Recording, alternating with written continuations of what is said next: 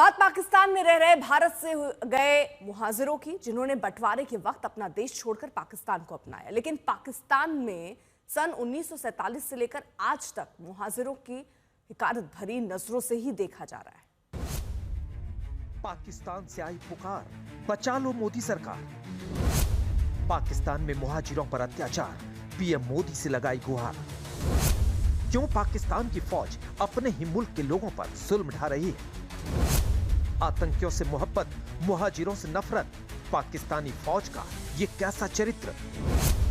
अब मुसीबत में आए भारत से गए मुहाजिर, तो क्यों याद आने लगे मोदी?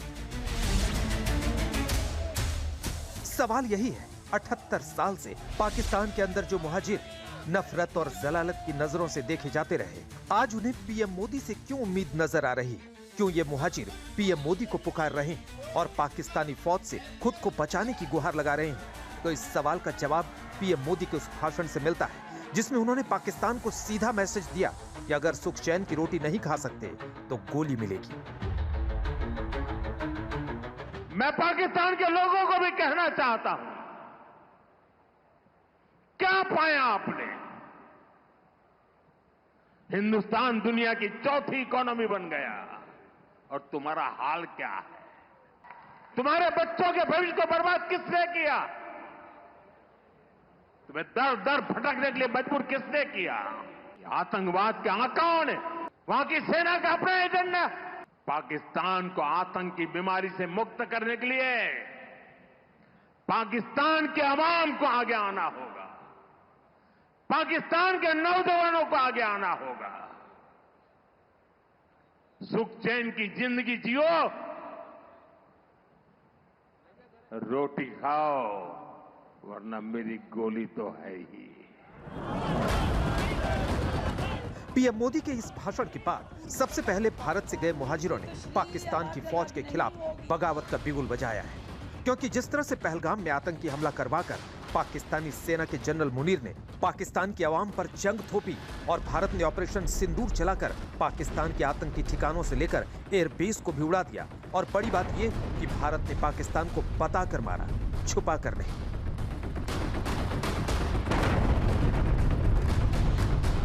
22 मई के बाद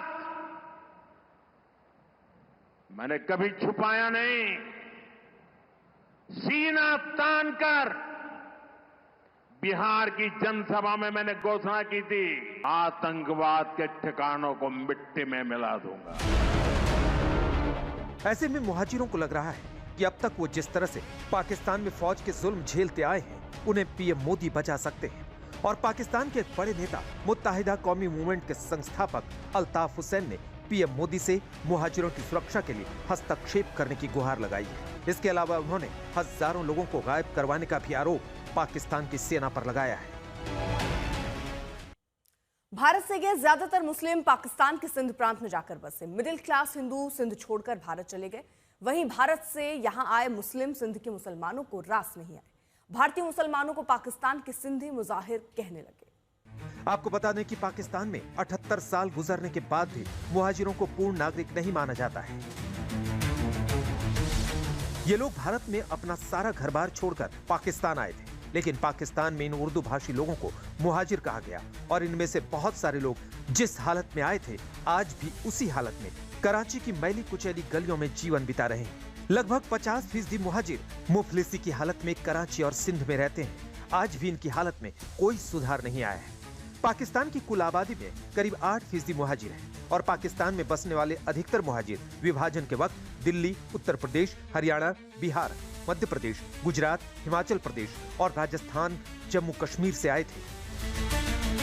बंटवारे के वक्त 1947 में भारत के पश्चिमी और पूर्वी पाकिस्तान गए सभी उर्दू और हिंदी भाषी लोगों को पाकिस्तान में बिहार कहकर संबोधित किया गया, जो आगे चलकर एक तंज में तब्दील हो गया।